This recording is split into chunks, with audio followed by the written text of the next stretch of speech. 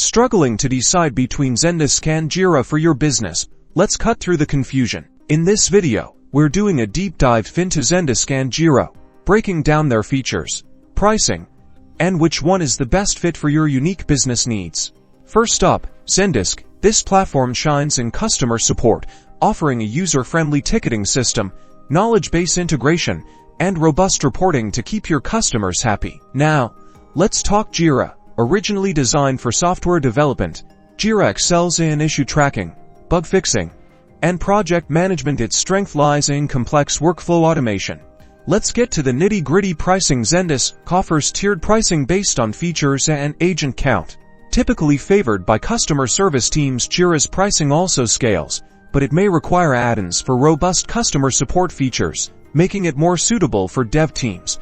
So, which one should you choose?